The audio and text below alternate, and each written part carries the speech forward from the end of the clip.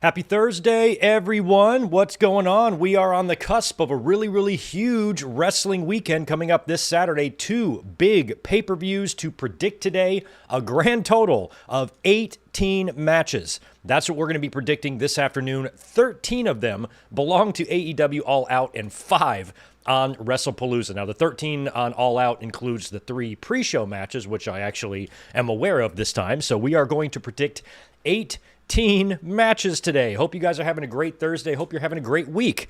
And welcome to our WWE Wrestle Palooza and AEW All Out 2025 predictions podcast. We're going to be here for about 90 minutes kind of talking about all these matches and predicting them. We might talk about a little bit of wrestling news as well. Raw, Dynamite, and NXT this week, the last 3 days, have had some pretty interesting wrestling. I mean, Raw and Dynamite last night, you know, they were just okay. NXT was interesting. A little bit of wrestling news floating around out there as well. But for the most part, we're going to focus on just predicting these two pay-per-views today. Not sure what kind of an audience we're going to have. Everybody on YouTube just is down right now. So hopefully we'll have a few people in here on this lovely Thursday afternoon. And we're going to be here this weekend too. I was trying to figure out what we're going to do for these two shows. And once Tony Khan moved the show All Out, that is, a little earlier, that kind of ruined our plans. I had planned to do a nice split screen double watch along. I thought that was going to be really fun to try to watch both shows, but All Out is going to be during the day, and then WrestlePalooza will fall after that. Now, I can already tell that there's going to be some overlap here. Tony Khan has got another one of these 10-match main cards. So I don't know if he's going to be able to squeeze all that in 4 hours. For a while there, they were getting really good with their timing of their pay-per-views, keeping it within that 4 hours, because whenever they go over 4 hours, fans get butthurt about it being too long. But this is a daytime show. This airs for me in California at noon. If you're on the East Coast, it's going to be 3 p.m. So what's the difference if you do a 5-hour show? And we also learned today, according to Pat McAfee, that is, that apparently Brock Lesnar and John Cena are going to open WrestlePalooza on Saturday. So I have a pretty strong feeling that Tony Khan's going to run over into that, I would assume. I wouldn't be surprised if we have like a 4.5-hour show here to where All Out is still going on while John Cena and Brock Lesnar are in the ring.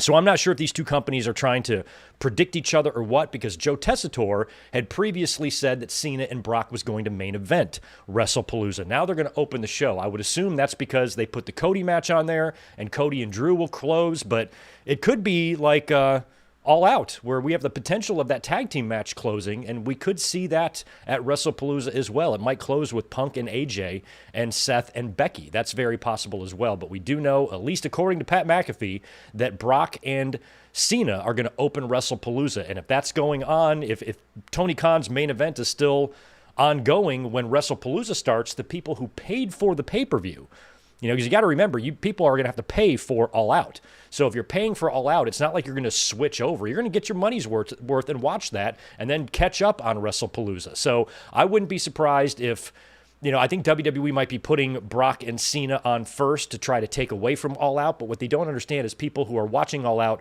are going to pay for it. So they're not going to just automatically switch over to Brock and Cena when they got 40 or 50 bucks slapped down for All Out. They're going to finish All Out and then go catch up on WrestlePalooza. That's what I would assume most fans who are purchasing All Out are going to do. And that's what I'm going to do, or at least I thought I was going to do. But we have a watch-along and a review planned on Saturday. So here's what we're going to do on Saturday. I'm not going to come up at noon here and do a 5-hour watch-along of AEW that bleeds into another 3-hour watch-along of WWE.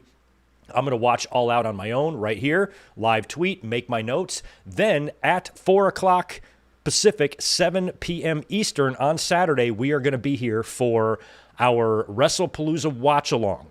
So we're going to watch WrestlePalooza together, and then after the show, we're going to stick around for a double show review, a WrestlePalooza and All Out review. So it's still going to be a nice long stream on Saturday, but I'm not going to be doing a watch-along of both shows. Just a watch-along for WrestlePalooza, and then we stick around and review both shows. So that is the plan for Saturday. The link is already up on the channel right now. We go live at 7 Eastern, 4 Pacific on Saturday. And like I said, we might wind up doing a split screen deal anyway, because if All Out bleeds into WrestlePalooza, like I'm assuming it's going to, then we are going to be going live when WrestlePalooza starts, and I'm still going to have All Out on the screen. So Saturday will be interesting.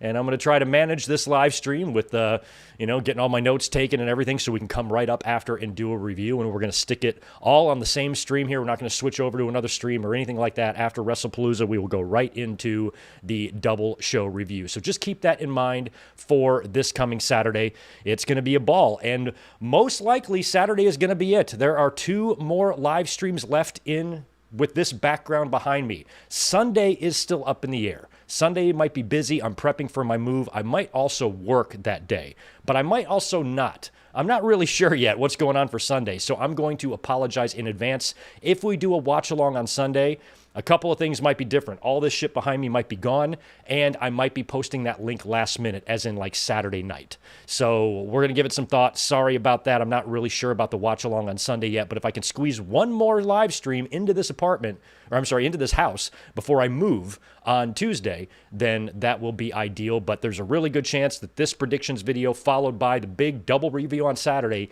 is going to be it. And then we're going to be moving on to a different YouTube setup. And I'm really, really excited for that. And it's a good time of year to do it because, neither company is really setting the world on fire. WWE and AEW isn't really presenting anything overly compelling to us right now. So if I got to miss a week or whatever of YouTube just to kind of get my transition set, at least I'm picking a good time of year to do it because the next show on the calendar, I believe, is Crown Jewel in Perth. So that's the plan for this weekend. We're going to be here Saturday for sure, and Sunday is up in the air. Maybe one final farewell stream here on Sunday night, little watch along, maybe a fall brawl or something. We'll watch in here as I begin to break down everything behind me. I'm going to be a busy man for the next few days. But anyway, we are here now. Thank you everyone who is here so far. I'll just do a couple of quick hellos in the chat, and then we will get moving on what is going on with these pay-per-views. And like I said, 18 matches in total is what we're going to be predicting here today. So right on. Let me just get myself a little bit centered here, a little bit better. Lower myself to your level. Good to see Zane G, Daniel Berry Sports, Rodrigo, got Ben Espinoza, Gilbert Arbalo, Colin Wright is here, William Cullen is here. We've got Mike Rouse, Jax Johnson, Isaac, Sonic Plays, Zach Palgett, and Isaac, 37 months, man, since Punk and Seth each have their wives involved. All we need now is Punk's dog and Seth's kid to be involved to turn this into a real family feud. I would love it if Larry bit, what's their kid's name? If Larry bit Seth and Becky's kid's name, Rue. That girl better grow up knowing how to make a Rue. I'll tell you that. So yeah, maybe Larry bites, or better yet, eats Rue. Maybe Larry just completely eats her whole. Punk and AJ's dog ate Seth and Becky's kid. Imagine that headline on all your favorite sheet sites. That would be badass. Good to see Ryan Adams. Good to see Michael Cuomo in here as well. Let's get into these predictions since we are here on a very rare, weird Thursday afternoon, but this was kind of the best time I had to do these predictions. This was much better than tomorrow. Well, I'll be a little bit busier. So we are going to be here to predict both of these shows. We're going to start with the early show, All Out, and then we'll move into Wrestle Palooza. Yeah, no other real news to get into. I did catch a little bit of NXT's Homecoming on Tuesday. The only question I had for you guys, something must have happened to Tiffany Stratton because she was out there the previous week with Stephanie Vaquer and Rhea Ripley, setting up their match with Fatal Influence or whatever, but it looked like it was Lyra that was out there with them, so Tiffany must have been pulled or something happened there. I hope Tiffany's all right. I didn't really look into that story, but when I was looking at the results, I was sworn it was supposed to be Tiffany on that trio taking on Fatal Influence. Also, Alexa and Charlotte successfully defended, right? Saw a little bit of that, and overall, it looked like a really fun show there. Back at Full Sail, which is really cool to see them go back there again. Shawn Michaels and Triple H opened the show. Their little back and forth was kind of cute. Bobby Roode getting no response at all from the crowd when he showed up backstage. That was a little sad. Beautiful, wonderful video package that they had that I really, really enjoyed. Didn't see much love for Undisputed Era on there, but did see Sasha Banks and some other AEW talents on that nice video package there. But looks like they had a pretty good show on Tuesday. I still don't watch NXT, but I try to catch interesting things when I can, and that show looked somewhat interesting. And then we got a big title match coming up next week or something? Obafemi and Trick. is it like title for title type of thing? So a lot of TNA influence on Homecoming as well. So that was going on this week. Last night's Dynamite, okay. I liked the Fletcher and Hangman stuff, specifically the end when Fletcher laid out Hangman with his brain buster through the table while wearing a suit. And, of course, he held up both championships at the close of the show there, which we know what that means. You know, if you do the math and you pay attention, usually when somebody does that, they're going to lose, but nobody's really expecting Hangman to lose anyway to Kyle Fletcher, because this match is very much like I said a week ago, it automatically, as soon as it was booked, it immediately reminded me of Bret Hart and Shawn Michaels at Survivor Series 92, because Shawn had just beaten Davey on Saturday night's main event for that Intercontinental Championship, and Davey, who had just beaten Bret for that belt, and then they set up the Survivor Series match with only Bret's title on the line, and it was, you know, kind of a coming out party for Shawn. Like, he was in the main event of a pay-per-view, and it was still hard for me as a fan at that time in 92 to really wrap my head around that. And you've got, you know, kind of a similar type of attitude and character in Kyle Fletcher holding a similar championship, you know, going up against, you know, a similar wrestler, and the whole thing just reminds me of Survivor Series 92, and it's going to be a really, really banger of a match, I believe, and Hangman, I believe, will win. But I'll save my predictions for a little bit later. But when you look at Raw this past week and you look at Dynamite this past week, neither show is just really Raw, SmackDown, and Dynamite is just, you know, it's not like the worst we've ever seen. All three shows have seen worse time periods, you know, and they're both, on all three shows are doing a few things that I like and I find intriguing here and there. But overall, I just feel like things are just not great from a creative aspect in either company right now. So, you know, Dynamite and Raw kind of reminded me of all that. You know, Raw, it was John Cena saying yes to Brock Lesnar. The AJ, Punk, and Becky and Seth segment was pretty much what we'd expect. AJ Lee eating a manhandle slam there. They did another one of those Breaker and Bronson Reed main events that we see every fucking week. And now there's this dynamic between the Usos and LA Knight. It's okay. I like the Io Sky and Kabuki's stuff. That's somewhat interesting to me.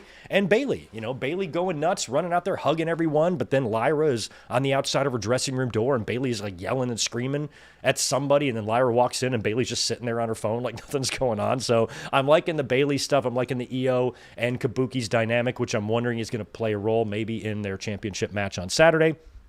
And you know, there's a couple of things here and there on Raw that is good. Same thing with SmackDown, same thing with Dynamite. But overall, none of these shows are really that compelling, at least at the moment. So hopefully they can crawl out of their ruts here and get moving here, because I was really looking forward to Saturday. I thought that was going to be a fun day for wrestling fans, and it still can be. I think all of these matches have a great potential to deliver here. But, you know, we've heard about the problems that WrestlePalooza has been having with ESPN. A lot of the cable and TV providers who are supposed to work out deals with the ESPN Unlimited app haven't done that yet. So there's going to be a lot of people on Saturday who are either not going to have access to it yet or are going to have to double pay to watch the show. And they rushed it, you know, and then the matches haven't even had much build. You know, this is centered more around the counter programming of AEW than it is actually trying to deliver a decent show. They're relying on just the star power and the name value of people like Brock and Cena, who have had very little build at all. The video package was the best build they had, you know, and the rest of the show, you know, it really does come across as a show that WWE is putting in place simply to counter-program AEW, and shit like that is going to backfire on them at some point. And they've got 5 matches here. I'm sure they're all going to be fine, and I think AEW's, you know, going to really rely on the quality of their in-ring product, especially at All Out, going up against WrestlePalooza in terms of, you know, which show fans feel was better. We will see. We'll all experience it and review it and watch it together this coming Saturday. So make sure you be here for what is probably going to be our final stream in this house, which is real sad. Anyway, let's start with AEW All Out. Now, they actually do have one of their pre-shows here. It's that tailgate show that they've been doing. And I've got 3 matches that I did see announced for the tailgate. The first one is this big 8-women tornado tailgate brawl. It's going to be Willow Nightingale, Mina Shirakawa, Mina and Harley Cameron and Queen Aminata. They're going to be taking on Julia Hart, Sky Blue, Megan Bayne, and Penelope Ford. Oh, God. I got to go babies on that, man. Got to go baby faces. There is so much likable talent on that one side. All the women on the heel side are great as well, but look at that babyface side. You're talking Willow, who's extremely over, Mina and Harley, extremely over, and everybody loves Queen Aminata, so I got to go baby faces on that. I'm going Willow and company over Julia Hart and company in the 8-woman tornado tailgate brawl. That's what it's called. Also, we've got Samoa Joe. Well, so basically we have the trios champions all broken up here. Joe and Hobbs are going to be split off in a tag team match taking on the Workhorsemen. So this is kind of a random pre-show match to do. I got to go with Joe and Hobbs here. I can't see that going any other way unless Hook comes out and fucks them over or something like that. But got to go Joe and Hobbs over the Workhorsemen. And their partner, Katsuyori Shibata, he's going to be taking on Daniel Garcia, the freshly turned heel Death Rider Daniel Garcia. And I can't see Garcia going through that heel turn just a week or so ago on Dynamite and then turning around and losing his, first kind of big singles match, which it is on the pre-show, so I don't know how big it can be. It is the third battle between these two, and I actually don't know. Is this is it 1-1? Is this the tiebreaker, or is somebody up 2-0 here? I'm not really sure. Either way, I got to go Daniel Garcia to get the victory there. All right, now it's time for the All Out main card. We're going to start with the Hurt Syndicate taking on Ricochet and the Gates of Agony. I really want to pick Ricochet and the Gates of Agony here, but because we've heard about, MVP in the past saying things like they want to put over teams like the Gates of Agony, plus MVP is in this match. He's actually going to be wrestling, which means he'd be a great person to take the pin. But we've also heard that Fightful Select had a story up on this week where there's been some talk about adding members to the Hurt Syndicate. So if you're going to do that, then this might be a good match to debut somebody to join to maybe help out. Ricochet and Gates of Agony have got maybe MVP down. He's about to get beat, and then, I don't know, out comes anybody. Out comes Private Party or whoever else, Cedric Alexander. I don't think he's coming in, but it could be him. Maybe they add somebody, maybe some younger members to the group, and that helps them win here. So I wasn't really sure. At one point, I was all set to pick Ricochet and Gates of Agony, but the more I thought about it, I'm like, even if they win, what would it do for them? Would it even matter? Would it be a win that would necessarily elevate them? It just doesn't feel like it. They have kind of, they're doing some stuff on TV, but overall, they're a much colder act than Hurt Syndicate are, who I think are very, very popular with the fans. So I went back and forth a bit, thinking that Ricochet and Gates of Agony could pull off an upset here, but I'm going to change my mind and go with the Hurt Syndicate here. I think they're either just going to overpower these guys, or perhaps we could see a new member join the group. So Hurt Syndicate over Ricochet and the Gates of Agony. They added this 4-way tag team championship ladder match. So this is going to be Brodito defending against Jet Speed, Hechicero, and Josh Alexander, and the Young Bucks. So I don't know what to do here. When I look at this card, not to spoil anything for you, but I don't really have any title changes planned or predicted. And I also didn't have any title changes predicted for Forbidden Door either. And we ended up having, I believe, one, right, with the tag team championship changing hands with Brodito winning. And I remember that being kind of a surprise. And it has something to do with, FTR and Hurt Syndicate and them not wanting to put people over. And we thought that FTR and Cope and Christian would be a tag title match, but it's not. And so it felt like at Forbidden Door, they kind of just put the titles on Brodito. And I love Brodito as a team. They are tremendous, but much like a lot of teams when they win the titles, what is it really doing for them? What did it do for Private Party? What did it do for Swerve and Keith Lee? What did it do for any number of teams that, we've thought of before? So Bandito and Brody King, I had suggested prior to Forbidden Door that they could win, even though I didn't predict them to. I'm like, they could just put the belts on Brodito for a couple of weeks. And I feel like you got to have a title change in here somewhere. And I'm not really seeing any option for one anywhere else. So I might just go out on a crazy limb here. I know this is going to sound crazy, but I think I'm going to go the Bucks. I think I'm going to go to the Young Bucks to win the tag team championships here. I am not confident about this at all, but I've really been enjoying what they've been doing with the Bucks, the bum-ass Bucks, how they can never get their entrances right. So now maybe winning tag team championship gold can maybe help get that stuff back for them, or maybe help them transition back into the Young Bucks we used to know and love. But if they win again, I'm not sure if that's going to endear themselves to the fans very much. But if they won the tag team titles, maybe they can be like, we're champions now. We have a little bit more money, so they can spend a little bit more, and their entrances start getting slightly better and better. Like maybe one more extra effect. Maybe 1 week they can afford some pyro, or at least Matt can, so they don't have one side of pyro going off. I don't know, something like that. You could have some more fun with that if you wanted, but I think you can have more fun if they're not the champions. That's why I'm not very confident in my pick here, but I don't know. I feel like we got to have a title change maybe somewhere. Otherwise, there's going to be nothing on this show. And the Bucks winning the belts back. Do I want to predict that? Yeah, I'm just going to stick with it. I'm not confident. I even have Brodito written down here as my predictions, as my prediction. But I feel like something's got to happen on the show. Something does. Maybe we'll see a return. Maybe we'll see some sort of major surprise that will offset the need for any sort of a title change, and Brodito can just continue on their run here. I'm still deciding if I want to change my pick back to my original thought of Brodito. It would be weird if the Bucks won it here. I will admit that. It would be weird if the Young Bucks won it here. I'm going to go with the Bucks. I'm just doing it. Fuck it. We're going with the Young Bucks to win the tag team titles, and that's probably going to be a match I'm going to get wrong. But we're predicting it anyway. Young Bucks to win the AEW Tag Team Championships in that ladder match. All right, we have Mercedes Money. She's taken on the recently returned Riho for the TBS Championship. I mean, no. Riho. Glad to see her back. It's always cool to see Riho, but she's not going to be beating Mercedes Moné.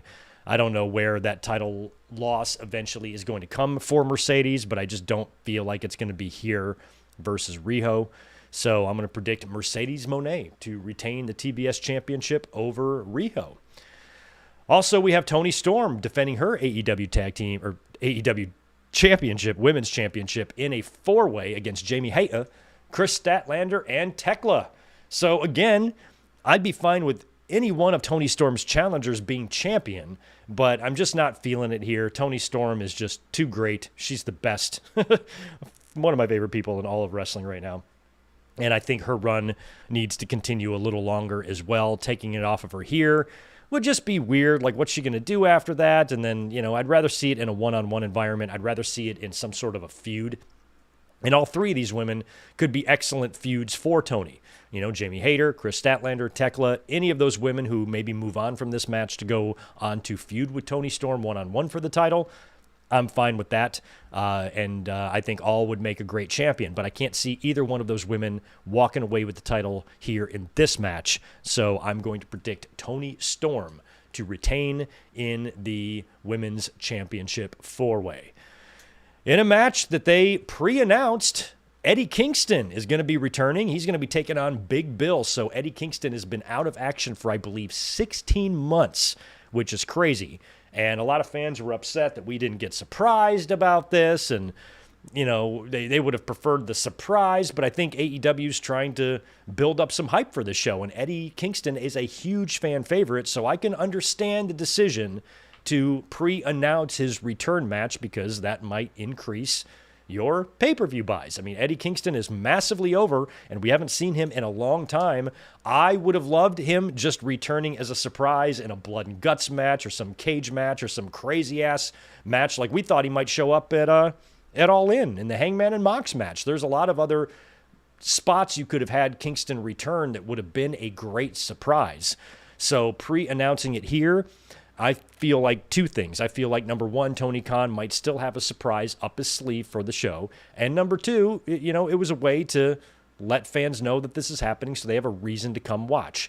So I kind of get that. I understand, wanting to be surprised sometimes. If Eddie Kingston's music would have just hit and he would have came stumbling out there with a gas can to kill a bitch, I would have marked out. Marked out, absolutely.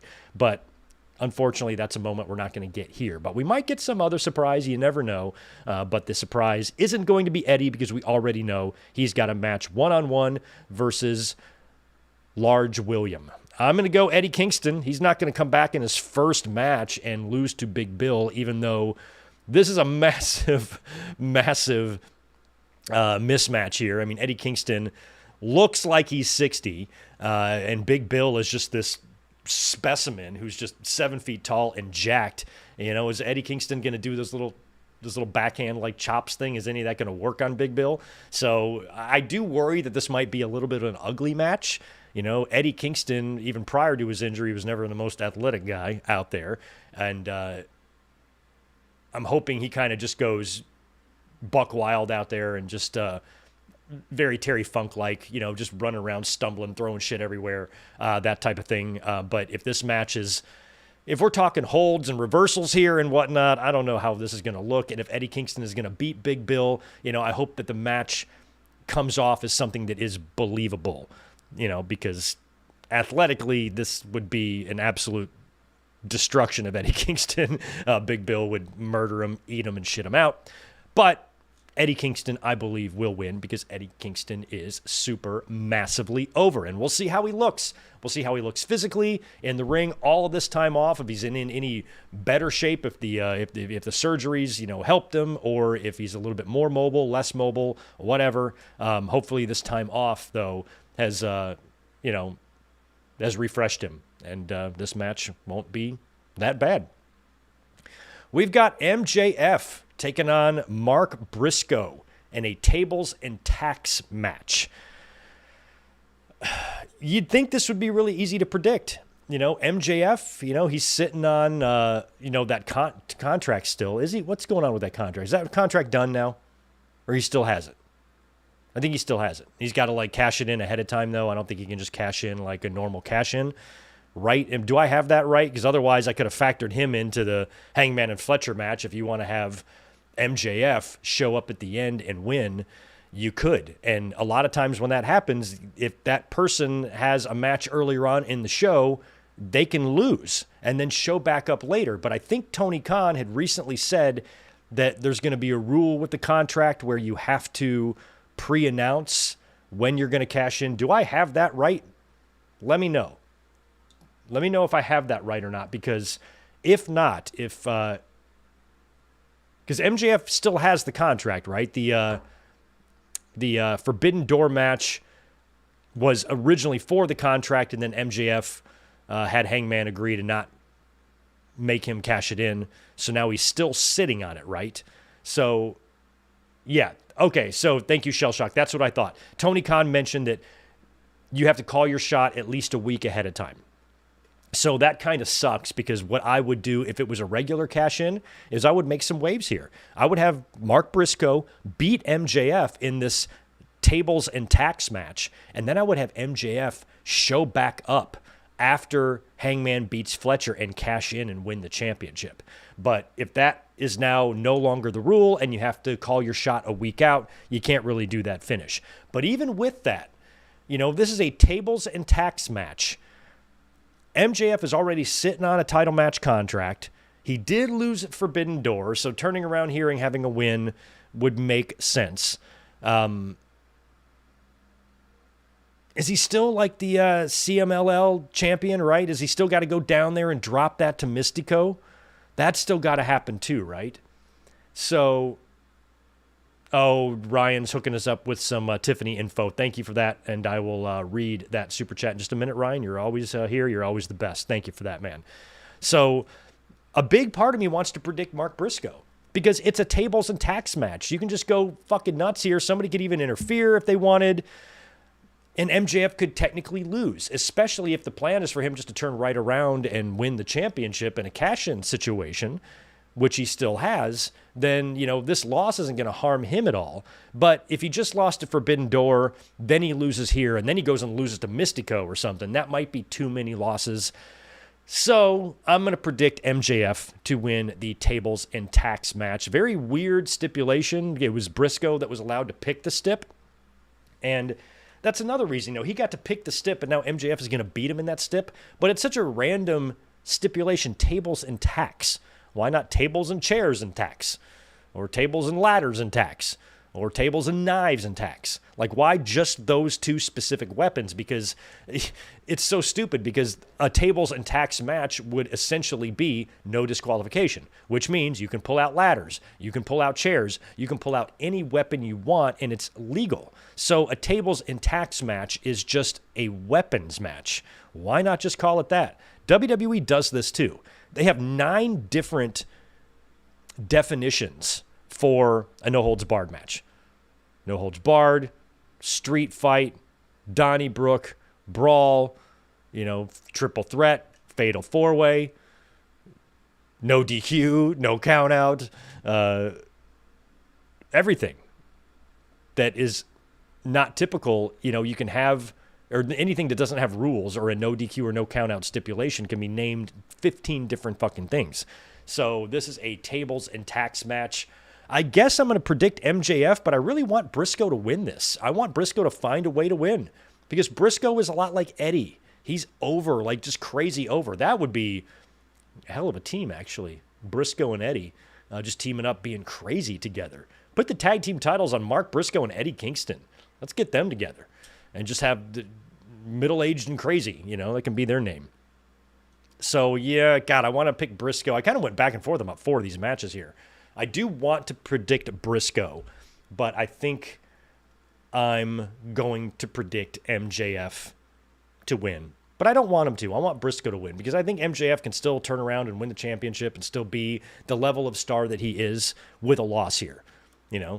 Mark Briscoe can get creative and tie MJF down or duct tape his face to the ring post and then smash him with tacks until he dies. I don't know. There's all sorts of crazy things that Mark Briscoe could do creatively to get the win here. But I think I'm going to predict MJF to go over here, even though I don't want him to. All right, we also have that 3-way match for the Unified Championship. It's going to be Kazuchika Okada defending against Konosuke Takeshita and Mascara Dorada. Now, I had predicted Beast Mortos to win that match on Wednesday, on September to Remember, yesterday. But he did not. It was Dorada instead. And I think, when I was watching that match, watching the finish of it, I'm like, all this match was a match to determine who's going to eat the pin here, right? Because I can't see Okada dropping the belt here. It feels like him and Takeshita are on the cusp of a rivalry here, or a feud. And I would love Takeshita, and I think Takeshita probably will take the title off of Okada, but I just don't see it happening here. I think you book this to your next pay-per-view or whatever, and you book this one-on-one. The whole thing getting to this match was a little silly. I didn't like that Okada had to qualify for his own fucking title defense. That made no sense to me. So just some of the booking of this and the setup was just a little weird. Didn't get it. So the last thing I want to see here is Okada, after all this time, drop this belt in a match like this, So Okada and Takeshita, I am really looking forward to when that situation comes to a head and we have an actual one-on-one match. We're going to get a little taste of it here on Saturday. But when these two guys finally have their big one-on-one pay-per-view match for that title, that is when I will predict Konosuke Takeshita to win the championship, but not here. I've got Okada retaining over Dorada and Takeshita in the 3-way unified title match. All right, here's an interesting one. Jon Moxley taking on the Darbster, Darby Allin, in a coffin match. This one's going to be great. This one's going to be so fun. Now, what do you guys think Bryan Danielson whispered into Darby Allin's ear last night? He had a sit-down interview. Now, Danielson, I think, is going to be on commentary, right? And he's vowed and promised to not get involved in the match. And he's told Darby, I promise I won't get involved in the match, but you have to promise me one more thing. And then he whispered in his ear. So what is he whispering in his ear? Is he telling Darby to do the paper bag thing to Mox's head? You have to suffocate him, or you have to do to him what he did to me? What did he whisper? That's got to factor in. I'm hoping that it's almost like one of those things you just know it when you see it. Kind of like offsides in soccer, right? I don't know what it is, but you just know it when you see it. Shout out to Ted Lasso. So when they're in the match, something fucking bonkers happens. Like Darby does something, I mean, everything he does is crazy. But if he does something that's even crazier than normal, and the announcers, or maybe even Danielson himself, is like, that's what I whispered in his ear. Or, you know, or the you don't have to say anything, like the audience knows. I'm, oh, that must be it. You know, something like that. So I hope that there's some sort of a spot in this match where you know right away, oh, that's definitely what Danielson said to Darby. So might be something like that. Might bust out the paper bag. I don't know. Of course, we're going to have Death Riders out the ass and coming out of the woodwork here. So I don't know what kind of friends Darby is going to have to run out to help him, especially if Danielson is sitting right there on commentary and there are Death Riders everywhere. How is he not going to get involved? Like, even if you promise Darby not to get involved, if his life is on the line, you know, you're going to want run in there and save his life. You shouldn't be worried about promises when the Death Riders are literally about to murder Darby Allin. They might shove him in the coffin and then wheel it up to the top of the building and throw it off the roof. Like, you got to protect Darby if it comes to that. So I don't know how Danielson is really going to sit there, unless there's some stip I'm not aware of where the Death Riders are banned from ringside. But this is a coffin match. There's no rules. So this can be Undertaker and Yoko in 94. You can have just 15 people out there helping Mox. So I don't know how Danielson is going to sit there and be able to take that. But I think in the end, it's still got to be Darby Allin. You know, Darby Allin has got to beat Moxley here, and he's going to be at a disadvantage. So this would be a really good match for some sort of a surprise, some sort of a return. Maybe we get Sting. You know, I mean, Sting's kind of retired. I don't think Sting is supposed to get in the ring and get physical anymore. I think he kind of made the promise to himself. He's got the white hair now. But maybe he just comes out as a distraction, you know, where Moxley's looking around thinking Sting's coming, and that's enough to, you know, get Darby to, to recover or turn the tables, whatever it may be.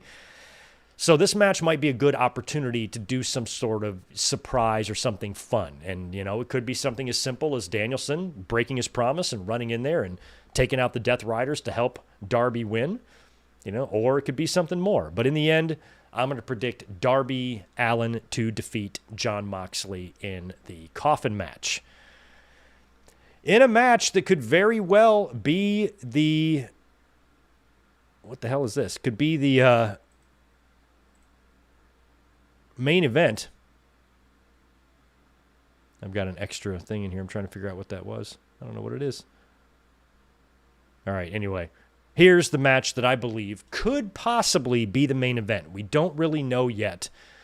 And that is FTR versus Cope and Christian, the CNC Wrestling Factory. It's not a given to me that Edge and Christian could win this match because, you know, this is a different Cope and Christian than when they teamed together 25 years ago. FTR is a much more cohesive and stable unit as a team. I think they're exactly the type of team that can take advantage of some slight dissension in their opponents. And Christian and Edge, and Christian and Copeland, I should say, you know, there's enough there to where you could justify a loss. But the fact that this is in Toronto, it would be crazy to put FTR over here. I mean, it would give them heat like crazy, but I think that it would be surprising if that happened. If this show was anywhere else other than Toronto, I might legitimately have a case to put FTR over here. But you got to go Cope and Christian. I'm hoping they have the feel-good victory here over FTR. And maybe we see something else here. You know, FTR was doing all that smack and talking all that sass in the ECW arena. They had the segment last night.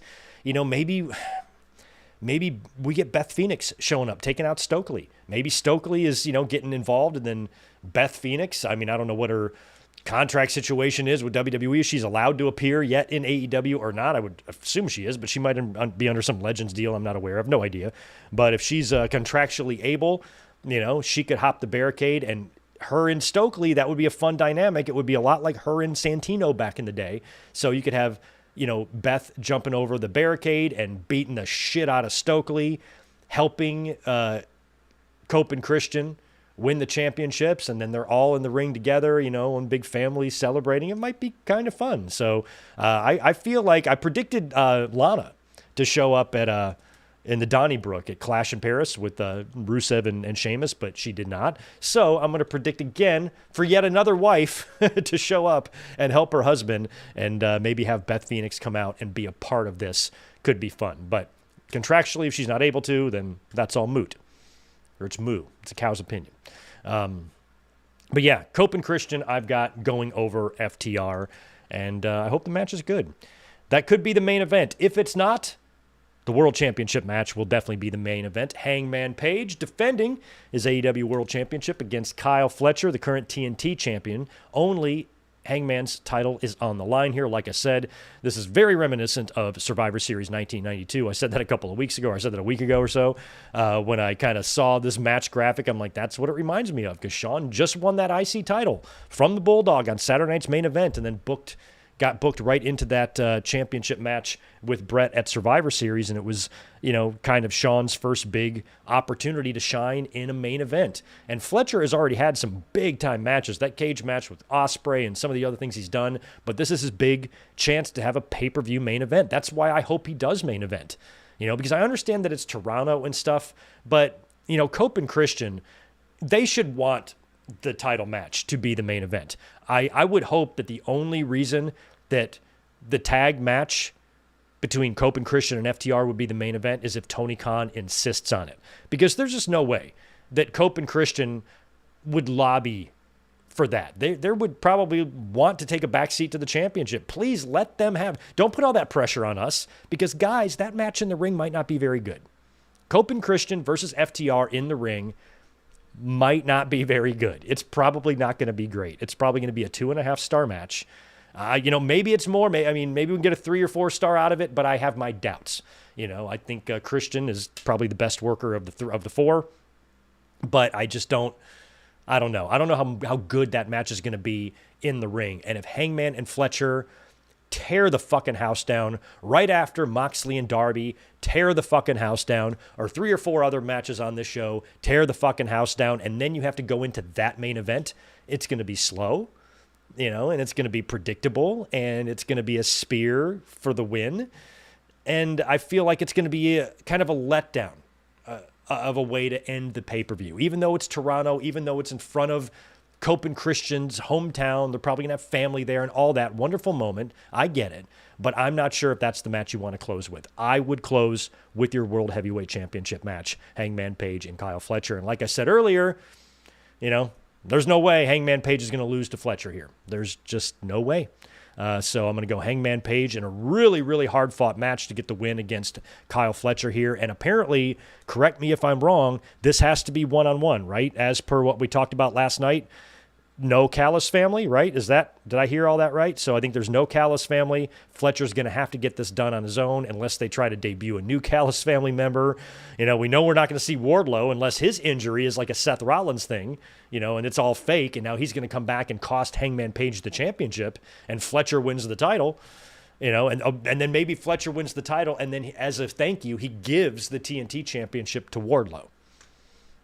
Maybe you do that. But it sounds like the Wardlow injury is unfortunately legit. I wish it wasn't.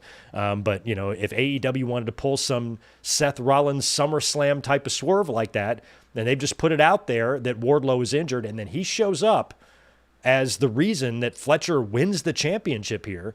And then Fletcher, think about that. Think of the Callis family. Think if Fletcher wins the championship with help from Wardlow, and then Wardlow is given the TNT championship. You got Okada with the unified title. Could be a pretty good-looking group. But if the stipulation is no Callis family members can be there, even with the injury, Wardlow is still a Callis family member. So him coming out would only work if he hadn't re-debuted yet. If he didn't come out at Forbidden Door, and they saved it for this, then it would work. But unfortunately, I don't think AEW is doing a Seth Rollins swerve with Wardlow's injury. It's definitely legit, and this match will probably just simply be one-on-one. And if it is, it's got to be Hangman Page all the way, retaining the championship there. So just to recap, I got the babyfaces winning in the 8-women tornado tailgate brawl. I've got Hobbs and Joe over the Workhorsemen, Daniel Garcia over Shibata. All of that takes place on the tailgate pre-show. Main card, I've got Hurt Syndicate over Gates of Agony and Rico Chet. I've got Brodito No, I'm sorry. I've got the Bucks. Excuse me. I've got the Young Bucks. I'm not confident. I've got the Young Bucks winning the tag team titles in the four-way ladder match. Mercedes to retain the TBS title over Riho. Toni Storm to retain her AEW Women's Championship over Jamie Hayter, Chris Statlander, and Tekla. Eddie Kingston over Big Bill. MJF over Mark Briscoe in the tables and tacks match. Okada to retain in the three-way unified title match. Darby Allin over Moxley in the coffin match. Cope and Christian over FTR, and Hangman Page to successfully retain his world championship over Kyle Fletcher. And there you go. There is my AEW All Out. Before we get to Palooza, we'll be predicting that next. Let me just go to the chat here and answer a couple of these super chats that have been coming in while I've been gum flapping. Do me a favor, you don't mind, smash that thumbs up button. I would very much appreciate it.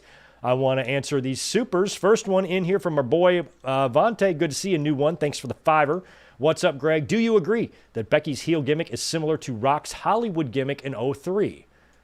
Kinda. Yeah, she definitely has that overly inflated ego, which all wrestlers have, but hers is like extra ridiculous. His Hollywood theme, it is a lot like that. That's a good comparison. You know, but basically just confined to that 03 gimmick. You know, I remember when The Rock came back to set up that No Way Out match with Hogan, right? And they did the split screen, and I think Hogan's in the ring and Rock is via satellite or something. It's like that type of demeanor. That reminds me of Becky a lot. And I'm loving Becky with the name drop in the Sports Illustrated in every promo. Love it. Becky's great. I think Becky's rad.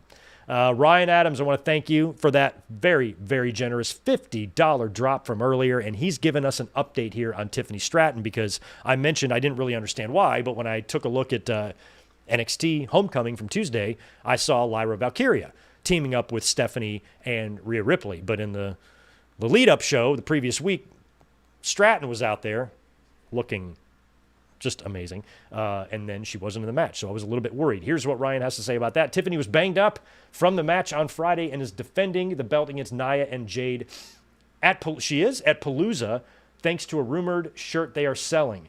In AEW news, Kiera Hogan, whose birthday is today, has been removed from AEW's roster page as of today. On her birthday? Is that when she signed her contract? All right, so Kiera Hogan might be gone from AEW, and we may get a last-minute addition tomorrow night on SmackDown. They might make Tiffany versus Jade versus Nia Jax official for WrestlePalooza, which would bring the total up to 6 matches. And I did not see that today when I was pulling up all the matches or the official card. I did not see that. So I'm glad you mentioned that. We'll predict that just in case it happens, because I would assume that if it's going to happen, it's going to be announced tomorrow on SmackDown, right? Which would put a pretty heavy female influence on the show for a card that's only going to be 6 matches. You're going to have Io and Steph for the vacant championship, you know, and then you're going to have Tiffany in that 3-way, and you've got Becky Lynch and AJ Lee. So 3 out of the 6 matches are going to feature women. That's cool. WWE is AEW's got a tremendous women's roster, but I think WWE is executing theirs better. You know, but I still think AEW's got the talent there. You just gotta get these women over, man. Like Toni Storm. Yeah, that's good. I kind of hope they add that match. So we'll add that to the list here when we predict in just a minute. Michael Cuomo, thank you, man. Okay, Ryan Adams, thank you. Another update there. There was the All Out media call today. I didn't even look at the notes. I usually don't care about media calls. I never call into them. They're boring as all fuck to me. And so I just wait for, Sean or whoever to listen through all that bullshit and then post a report. And if there's anything that sticks out, I kind of read it, but I can't sit through that stuff. And I certainly don't want to ask a question. I don't care. So I didn't read anything about the media call. But apparently, according to Ryan, Tony Khan in today's All Out media call did say that FTR versus Cope and Christian is opening the show. So we apparently know which matches are opening both shows. Cope and Christian versus FTR and All Out, and Brock Lesnar and John Cena at Palooza. Okay, so that's good to know that Cope and Christian are going to open, because what I talked about earlier, if they were to main event, I feel like that match might suck, especially after all the great matches. So that's actually a really smart idea.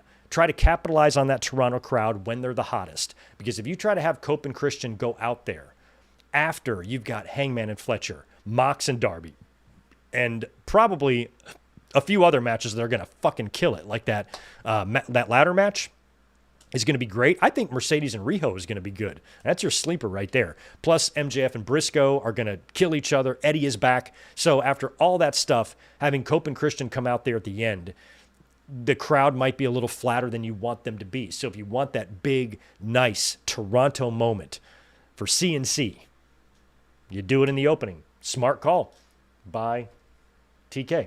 Michael Kumo, thanks for the 5. I actually liked when Beth Phoenix was the babyface color commentator on NXT. Wish she would do that again. That's right. She was good. Beth Phoenix is awesome. I would like to see her back, whether it be in AEW or WWE. Come back and do something because we miss you. We miss you. All right. So we are now done with our AEW All Out predictions. It is now time for Wrestle Palooza predictions. And like I said, we are going to be opening up with John Cena and Brock Lesnar. And as we also talked about earlier, there are a lot of issues right now with ESPN. Now, I had already figured out my situation. I've talked to you guys about this before. I have direct TV stream for my cable channels, which I really don't need. I just have it to have it. And it's like $82 a month. And I don't have the ability to access ESPN Unlimited with my TV plan. It's not bundled in there. There's no way to do it. I'm going to have to buy ESPN separately. So I decided to cancel my cable. As soon as I move out of here, cable's done. And I got the ESPN Unlimited app instead. So I'm good to go for Saturday. But some people aren't. People who have YouTube TV or any other cable providers that haven't been granted access yet to ESPN Unlimited. And it's possible that it's happening today. I know that, tomorrow's the show, so if they're trying to work out any last-minute deals, maybe it'll happen today, but it really looks like WWE rushed this whole thing. Because if you remember, this wasn't supposed to kick in and begin until next year, but they rushed it to get it out early for this Wrestle Palooza for a couple of reasons. Number one, to counter-program AEW, and number two, because Saudi Arabia is getting WrestleMania, they want kind of Wrestle Palooza to kind of become one of their big 4 or big 5 type of pay-per-views, and they wanted it to launch on ESPN, much like, WrestleMania 30 launched on the WWE Network. And if they want to make Palooza one of their big 5 shows, then I guess this is the way they felt it best to do it. But they might have shot themselves in the ass here and affected their viewership a little bit, because if you already have a cable or television provider that is going to allow you access to ESPN Unlimited, but you don't have it yet, why are you going to go pay $30? Are you really going to sign up and waste $30 just to watch a 5-match fucking card that might wind up sucking? They might have shot themselves in the ass here. They might not do as well as they thought unless they're working shit out today, last minute. And all these other, TV providers that don't yet have access to that, if it starts happening today or by tomorrow or by Saturday, then you're going to be screwed, or you're just not going to watch, or you're going to find some other way to watch. So we will see. But it sounds like they might have kind of rushed this, and they better get it going and get it figured out by tomorrow, because tomorrow is Friday. So we will see if we hear any more issues with that, but there might be some. Are you guys, any of you, affected by this? Do any of you have a TV provider that you're waiting for to get the deal going with Unlimited so you don't have to buy it separately? Or are you just saying fuck it and buying it separately? If you have any interesting stories about how you're handling this nonsense, please share it with us in the chat. Jose Lopez, no, you're not super late, but we did already predict 13 matches, 18 total matches. Well, actually 19 if that Tiffany title defense is going to happen, which we will predict just for fun. And why don't we start with that while the Brock and Cena graphic is up? If we get that 3-way, and last I checked, nothing was announced, at least from WWE. I looked on their social media and their website today to get all of the matches that they have announced, and I am not seeing anything for Tiffany and Jade and Nia Jax yet, but based on what we saw last week on SmackDown, it definitely seems like that's the direction they're going to go. So if we do have a Tiffany Stratton title defense where she defends against Jade and Nia Jax, we should get the announcement of that tomorrow night on SmackDown. It's also possible that match could happen the next week on SmackDown. They might not add this to Palooza. They might just try to keep it a 5-match card. We're not really sure. But if they do add it to Wrestle Palooza and Tiffany defends against both of them, I'm going to predict Tiffany Stratton to retain. I feel like it would be really weird to throw this match on the card 24 hours before the show and then do a title change. I would rather have this, if you're going to put the belt on Jade Cargill, I'd rather have her have this moment set up a little bit differently, if that makes sense. So if Tiffany does defend against those two, I'm going to predict Tiffany Stratton to retain. John Cena taking on Brock Lesnar. This apparently is going to open the show, according to Pat McAfee. Now, Joe Tessitore had previously said that this was going to main event. Now it apparently is opening the show. And, this is kind of a hard one to predict. John Cena, after this show, is only going to have 5 appearances left. I think he has 6 left, including this one. So we're talking 5 appearances in 3 months.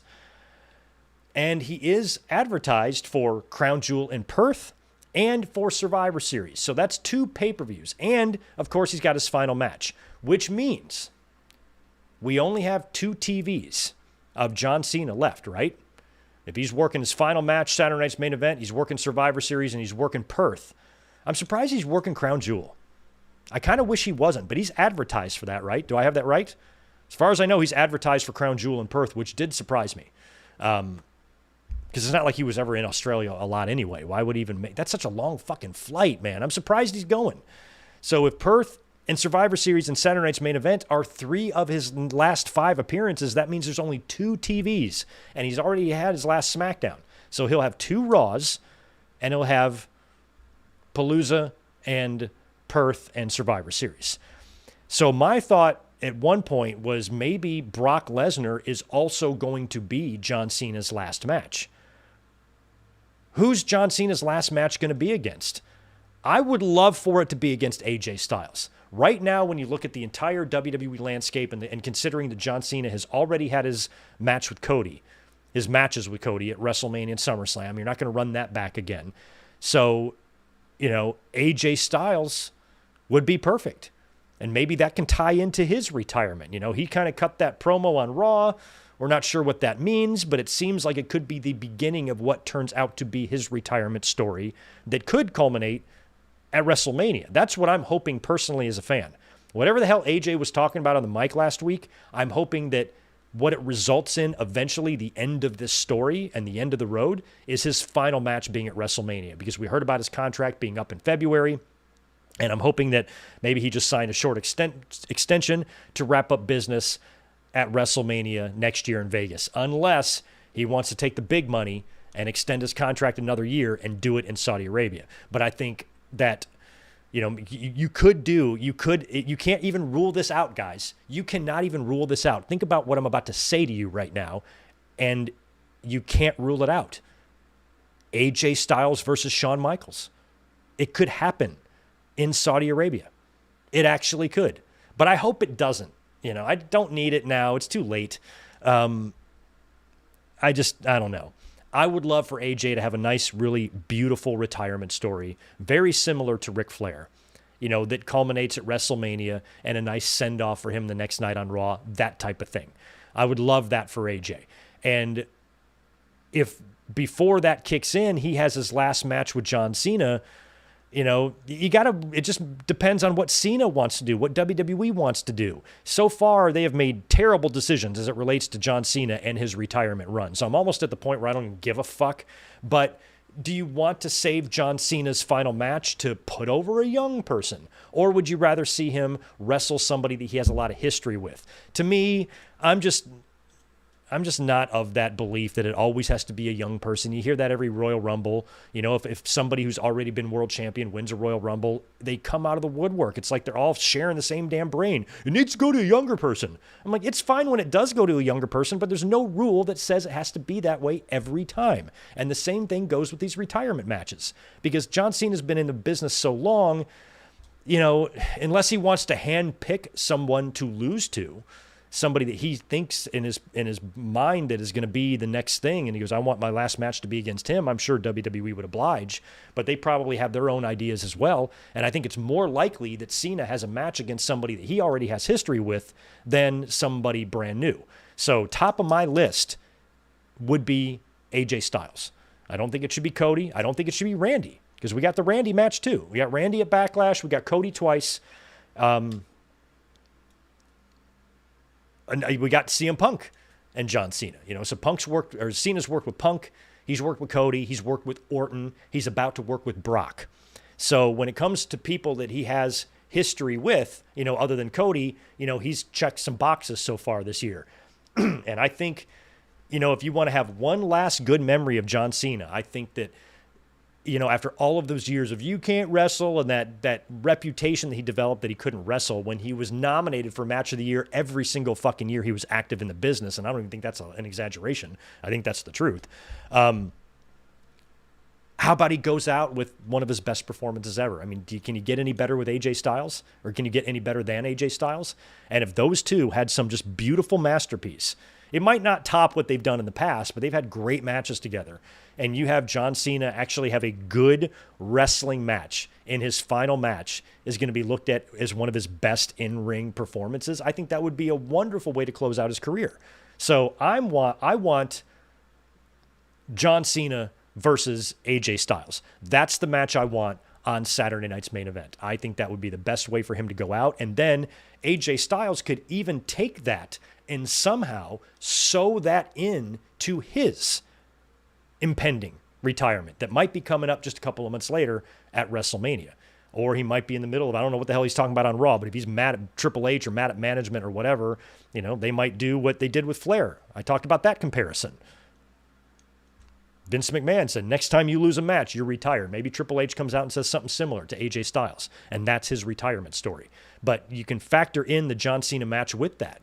Maybe John Cena wants to lose to AJ. Like maybe if they made that stipulation, the next time you lose, you're retired, and then he faces John Cena. They could both retire in that match, but then AJ beats him.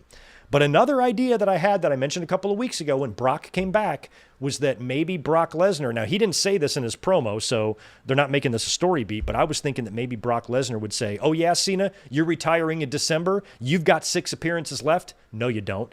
WrestlePalooza is going to be your last appearance. I'm going to personally retire you myself, and I'm going to put you out of commission, and I'm going to injure you to where you never come back. You're not retiring on Saturday night's main event. You're retiring at WrestlePalooza. And then Brock damn near achieves that. Puts Cena down, beats him to oblivion, and Cena's hospitalized. We don't know if he's ever going to be able to make it back, and then he makes it back. But unfortunately, all of his dates are kind of pre-advertised, so I was thinking he could take all of October off, just miss Crown Jewel, miss everything, and then come back maybe at the end of Survivor Series if Brock is celebrating in a War Games match or something, and then John Cena's music hits, and he comes out and he sets up one more match on Saturday night's main event, Brock Lesnar versus John Cena. John Cena beats Brock and rides off into the sunset. So I would rather have the AJ match than the Brock match, because that means we're going to get 2 Brock Lesnar and John Cena matches when he only has 6 appearances left. I don't like that thought at all. So what do you do here? Do you have John Cena win? But Brock Lesnar's the one sticking around. So, should Brock beat Cena here? I honestly don't care. John Cena is leaving, but I do not give a shit at all about positioning Brock in any way. Brock Lesnar has won so many times. He was so dominant throughout the years. This is the man that ended the streak. And every time he lost the championship, he always seemed to find his way right back to it. Even when he lost clean. Even when Rollins beat him, he got the belt back, and then Rollins beat him again, and then he got the belt back again. He just always found his way back to the title. That one year, he just walked out there in the middle of the Money in the Bank match and took the fucking title off. Or took the briefcase off. So, he just always seems to find his way back. So it's not like you should never say something like, Brock needs this win. That should be a sentence that should never come out of anybody's mouth. Brock does not need a win. There's no win that Brock would need. So does Brock put his buddy over here? Like, what do you do? Does John, I mean, because John Cena beat Brock Lesnar when he came back. Remember back in 2012 when they had that Extreme Rules match, and Brock Lesnar had to kind of have like a good faith job there, you know, to put over Cena just to prove that he's here to do business, and he did that. But then he came back and rebounded from that. I know he had to lose to Triple H, but for the most part, he rebounded from that to become very, very dominant, and then he squashed John Cena at SummerSlam 2014. So is this like Hogan and Warrior? Is this Cena getting that win back from SummerSlam the way Hogan got it back from Warrior in WCW? But I think the fans want to see Cena win here. You know, if Brock Lesnar was to beat John Cena here, you know, I feel like that would just take the life out of a lot of fans. It would be disappointing. You know, Brock Lesnar's got a lot of controversy attached to him right now. You know, and then that might also mean we might get a return match with Cena, you know, but Cena, when he cut that promo agreeing to the match on Monday, right? You know, he had that Cena flair in his voice. So I think Cena's got to win this one. He's the one I'm rooting for, you know, but if Brock is sticking around and he loses to Cena, you know, I don't know what his excuse is going to be for that, or what they're going to try to do with Brock, or if he's just going to claim it was a fluke, or if he's not going to let it go and continue to target Cena when he's trying to have his retirement run. We might get a run back in Perth, because what does John Cena do at Crown Jewel? He's probably not booked for a TV between now and Crown Jewel. He might be, but he probably won't be. So if he's not, how are you going to build a match for him at Perth? You know, any match that he has at Crown Jewel, and again, this is assuming he's advertised, and I believe he is, right? Please confirm yes or no on that. If he's advertised for Crown Jewel like we think he is, that means he's going to have one TV at best to set up whatever that match is. He might just run it back with Brock. You know, it might be a rematch, Cena and Brock again in Perth. So Brock might win here, and then Cena wins at Crown Jewel. We could see that happen. You know, but I hope we don't. I hope John Cena beats Brock Lesnar. It's opening the show. I find that very interesting. And it is kind of a difficult match to predict because Cena's leaving and Brock is just coming back. I don't know. But I'm going to go John Cena to win just because I want him to. I think that would set the better tone for the night, you know, because you're going to have social media just talking about, you know, Brock Lesnar and all the controversy attached to him if he beats John Cena here. You know, and how gross he is and how gross WWE is for doing business with him, and all that shit's going to dominate social media, and it's going to be negative. I mean, WWE doesn't seem to give two rat turds about negative feedback at all. They don't care. They care about money. That's it. That's it. That's it. So it does not matter what the fans are saying. If they're bringing in money, fuck us, right? But I still think it's just going to be a lot of chatter that might overshadow some of these other matches. So John Cena beating Brock Lesnar, I think that's what's got to happen here. So I'm going to predict Cena over Brock Lesnar. We've got the Usos taking on Bronson Reed and Braun Breaker. The Usos had some dissension on Monday. LA Knight wanted Jimmy to be his partner. Jay basically forbid it, but then Jimmy was like, you don't forbid me to do anything. I don't see no oofalafa around your neck. So he then teamed up with LA Knight just to kind of spite his brother, and there were some issues there. So I feel like the Usos aren't totally on the same page here. And of course, Breaker and Reed have been winning all their tag team matches in these Raw main events lately. I don't think it's going to be a very good night for Seth and Becky. So I feel like the vision has to stay somewhat strong here. So I'm going to go with Breaker and Bronson Reed to defeat the Usos in that tag match. Shout out to Jersey Mike's. All right. Next up is the vacant Women's World Championship. Io Sky facing Stephanie Vaquer for the championship. It feels relatively easy to predict here, but they have been setting up a lot of stuff backstage on Raw with Io Sky and the Kabukis, Asuka and Kairi and Io. They've got some issues. They are absolutely delightful to watch work out these issues because they're all so nuts and loud. And Kairi just kind of stands there, doesn't know what to think about anything, and she's hilarious. So whenever the three of these women are on screen, I always get a chuckle. So I feel like the Kabukis could kibosh this match, but the way I've been seeing it all along is Crown Jewel in Perth. What's going to be the main event of that show? Maybe Brock Lesnar and John Cena, but what is going to be a major match that we're going to see on that show? Probably a Rhea Ripley match. And she is, or has been waiting to get that victory over Io Sky, and she's never been able to beat her. So Perth might be the spot to do it. Now, that would mean a very fast and quick title run for Io. But this was supposed to be Naomi anyway. So Naomi's pregnancy is what ended that run. So for those who would complain, oh, you put the belt on Io, just take it off of her 2 weeks, 3 weeks later, because they're going to say it. They're already typing, guys. They're already saying that. You know, if Io loses to Ripley, you know, we're 3 weeks out and you can already predict the future. Why did they do that? So you just got to remember that it's because Naomi got pregnant. That's why. So it's not like they're doing Io Sky wrong. This is a title change or a title run that they didn't even plan to do. So they should probably put it on Io Sky, because I've been maintaining that Stephanie Vaquer should be winning the Rumble or the Chamber. She should be belted at Mania. Because I think it's best to have, you know, one of your biggest stars going into Mania as champion. And I love the idea of a Rhea Ripley title defense versus Stephanie Vaquer at WrestleMania with Rhea putting her over.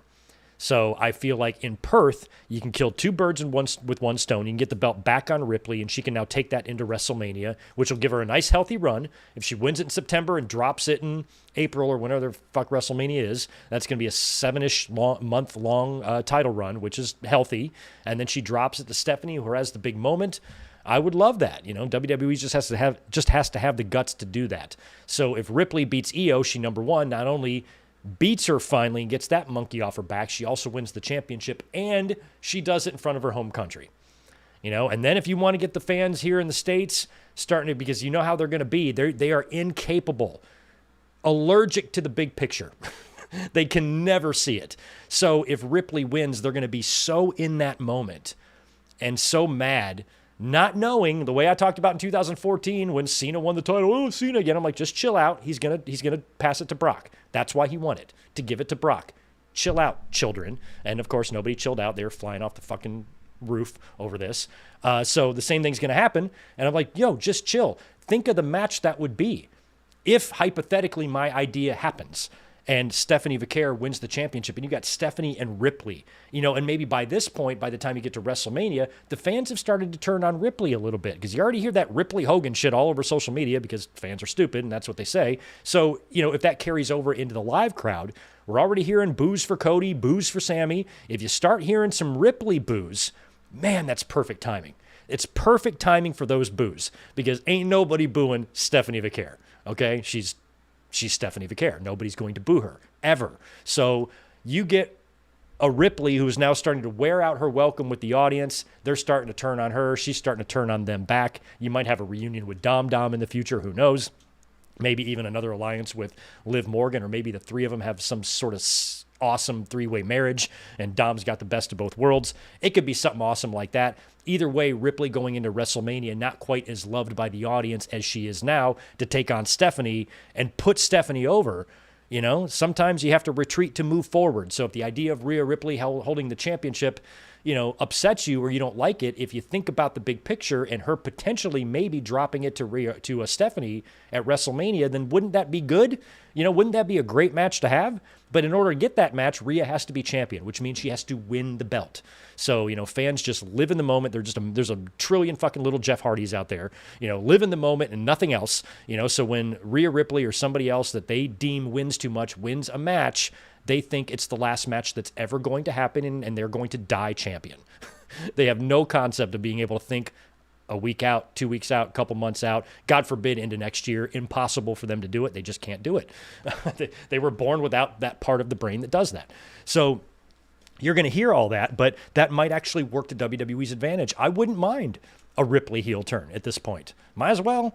You know, you got a lot of over women in the company right now. You don't really need to totally rely on her, and you don't want to turn Ripley into Cena, where you just force feed her to the fans as a babyface no matter what. And if the fans do start to turn on her a little bit or start to vocalize that she's no longer their favorite, WWE has to be smart enough to not ignore that like they did with Super Cena back in the day and maybe capitalize on that, and then everything will be fine. But if they ignore it and they just continue to pretend that Rhea Ripley is this big star, no matter how many boos they hear, they still shove her down our throats as a babyface, and she wins every match, then, she could go into WrestleMania as a very, very despised heel wrestler and drop the title to Vicaire. So I like my idea, but in order to get any of that happening, Io Sky, I think, needs to win here. And I have a feeling I could be wrong about that. I could totally see WWE just putting over Stephanie Vicaire here. I actually could.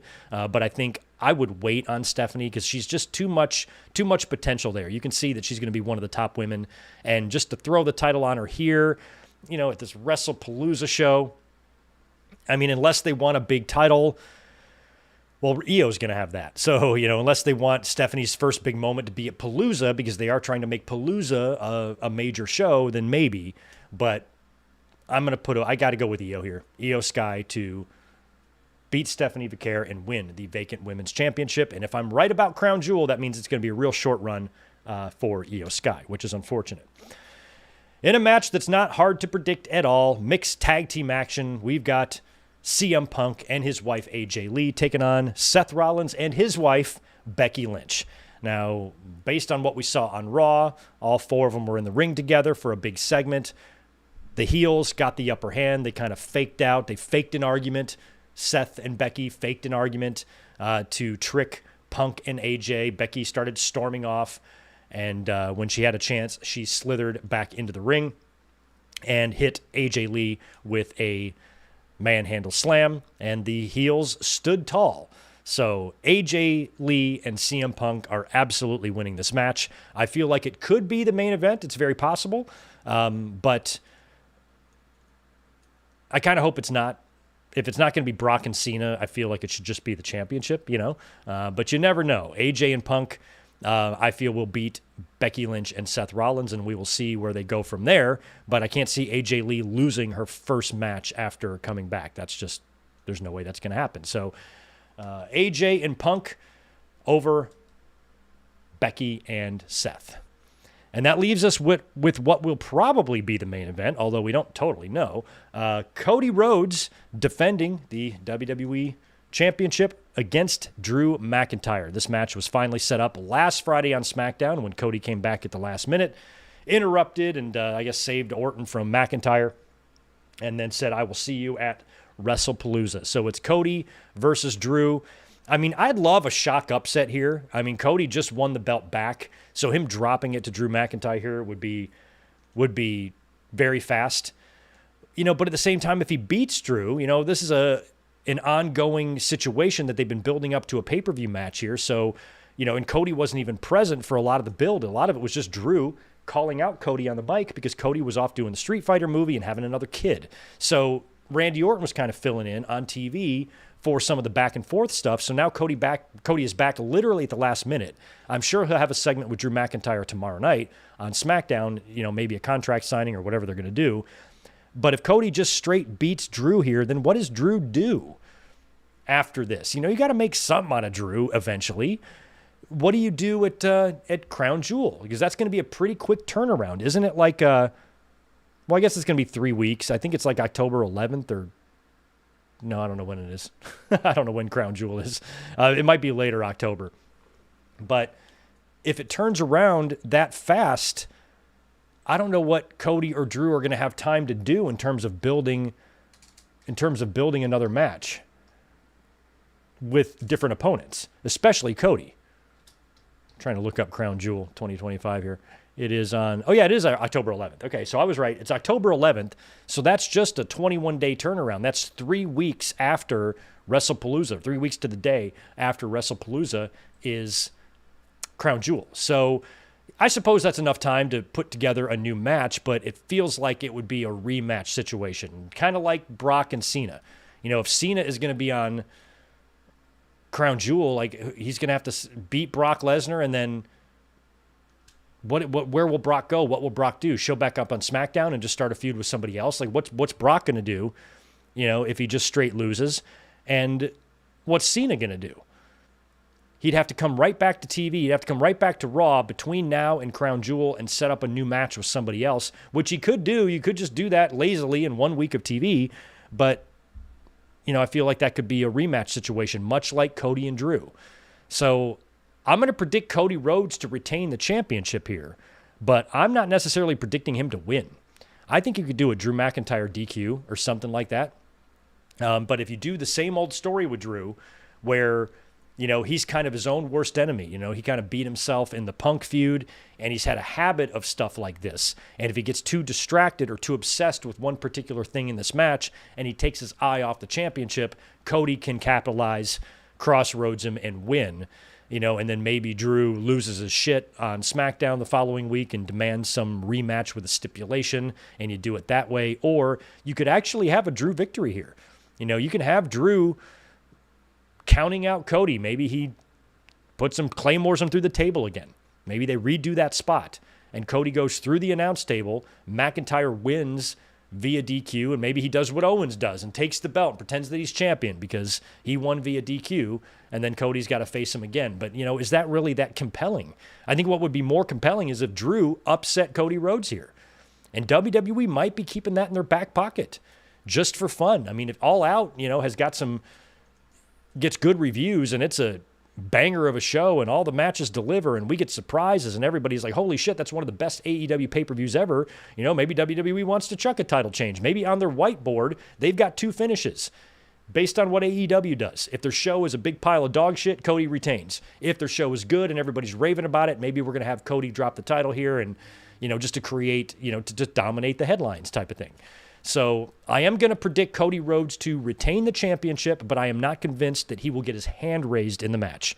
It also could be a DQ victory for Cody. It doesn't have to be a DQ loss. It could be a DQ victory for Cody where there's unanswered questions, unfinished business, and you're going to have to book a rematch in Crown Jewel. So I need to pick a winner, right? So I'll still predict Cody. I'll predict Cody to win, but I am of the belief that it's possible that he could lose via DQ or lose via disqualification.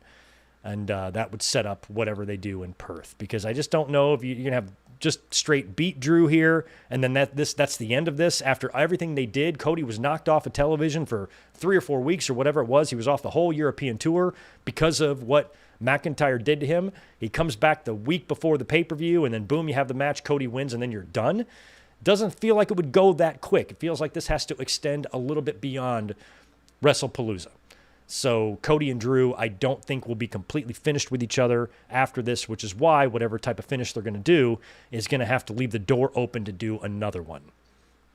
So just to recap, I've got John Cena over Brock Lesnar, Bronson Reed and Braun Breaker over the Usos, Io Sky to win the vacant Women's World Championship, AJ Lee and CM Punk to beat Seth Rollins and Becky Lynch, and Cody Rhodes to retain the World Championship over Drew McIntyre. Also, if it happens, Tiffany Stratton to retain over Jade Cargill and Nia Jax. Although I think there's an outside chance you could put the belt on Jade in that situation too if you wanted to. If you wanted to have her win it in a triple threat situation, maybe. But I still feel like Tiffany would be the way to go there. So there you have it. All 19 matches predicted there. We'll see how I do. I've got kind of like a contest going with one of the listeners here where he's keeping tally of all of my predictions for the whole year. And I forgot how much money, or like a $1 per victor, whatever, however matches we get right. That's how many dollars we donate. And then I'm going to match him, something like that. But we should add a pretty good amount here, hopefully to the positive scale, as we predicted 19 matches. Of the 19 we predicted, I don't think I'll go perfect, but I feel like I'll get 15 matches right. I'll get 15 at least out of the 19 right, is how I feel. But we will see how I do.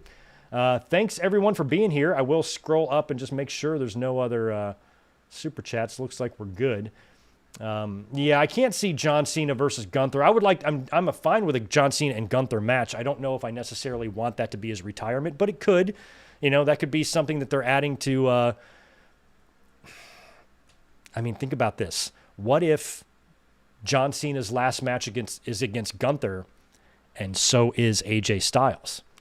And Gunther adopts, how Randy Orton adopted the Legend Killer? Maybe Gunther adopts the legend retire, or I don't know, you have some retirement gimmick with Gunther where he just retires everybody. And that's 3 within a year. Goldberg, John Cena, and AJ Styles.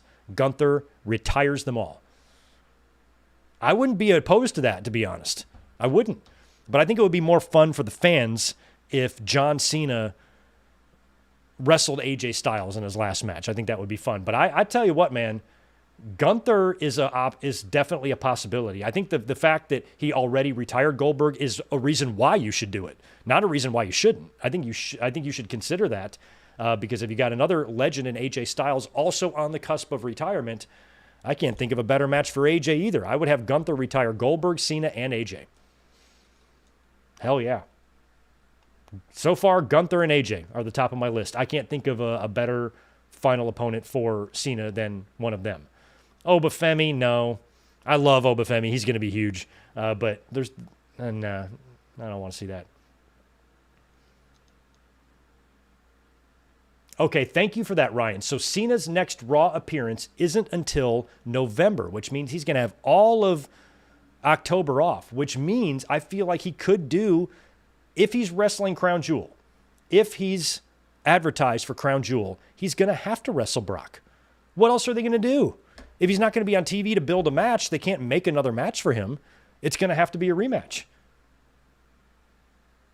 It's going to have to be a rematch. If John Cena is advertised for Crown Jewel, he has to face Brock.